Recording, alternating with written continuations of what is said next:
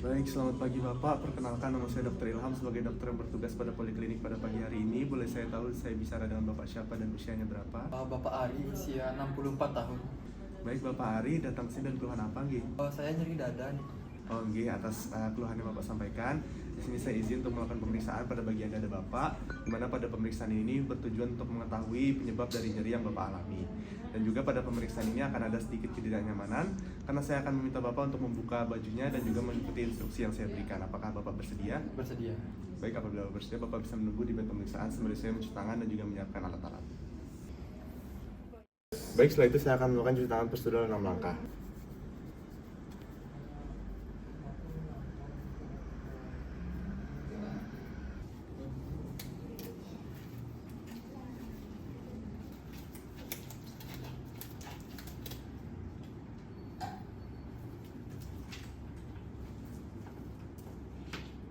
Setelah itu saya akan menuju kepada pasien, dan di sini saya pastikan pasien sudah posisi setengah duduk ataupun 45 derajat.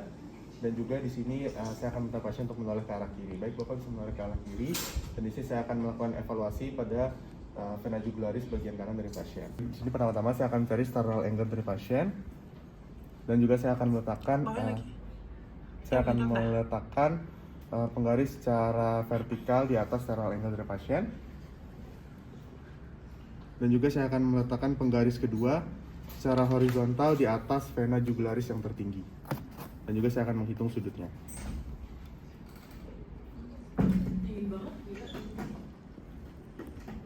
Baik, setelah itu saya akan melakukan inspeksi pada bagian dada pasien, di mana pada pemeriksaan ini saya akan meminta pasien untuk posisi duduk. Baik, Bapak bisa duduk.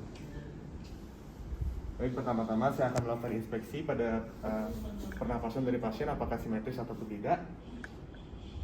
Baik, di sini pernapasan dari pasien simetris, dan juga di sini saya akan melihat apakah ada kelainan bentuk seperti pigeon chest, barrel chest, pectus carinatum ataupun pectus excavatum.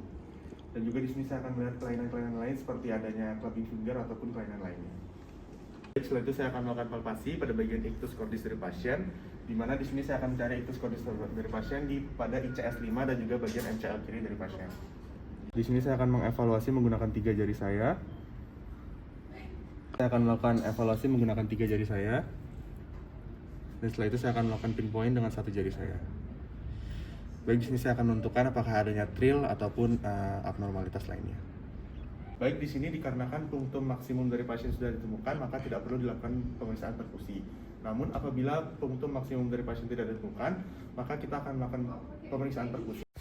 Baik, jadi dari titik ditemukannya ictus cordis, saya akan menarik garis ke arah lateral sampai ke anterior axilla line. Setelah itu saya akan naik 2 jari, dan setelah itu saya akan mulai melakukan perkusi dari suara sonor hingga ke redup. Dan di sini saya akan menilai apakah adanya pembesaran ataupun tidak. Baik, setelah itu saya akan melakukan pemeriksaan auskultasi pada keempat katup dari jantung, di mana pada pemeriksaan ini saya akan mengevaluasi apakah ada yang murmur, dimulai dari fase murmur, lokasi murmur, kualitas murmur, grading, dan juga penjalanan. Dan di sini saya pastikan stetoskop telah berfungsi dengan baik. Baik, setelah itu saya akan melakukan pemeriksaan yang pertama pada katup aorta, pada ICS 2 PSL kanan. Baik, setelah itu pada katup pulmonal pada ICS 2 PSL kiri. Baik, setelah itu pada katup trikuspid pada ICS 2 PSL kiri. Dan juga pada katup mitral pada ICS 5 MCL kiri. Baik, di sini tidak ditemukan ada yang murmur. Baik, setelah itu saya akan melakukan pemeriksaan pada bagian ekstremitas bawah dari pasien, di mana pada pemeriksaan ini bertujuan untuk mengetahui apakah adanya kelainan seperti puting udin.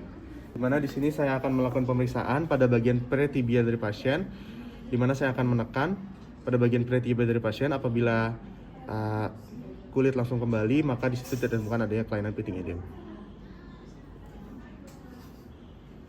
Baik, di sini normal, tidak ditemukan adanya kelainan pada ekstremitas bawah dari pasien.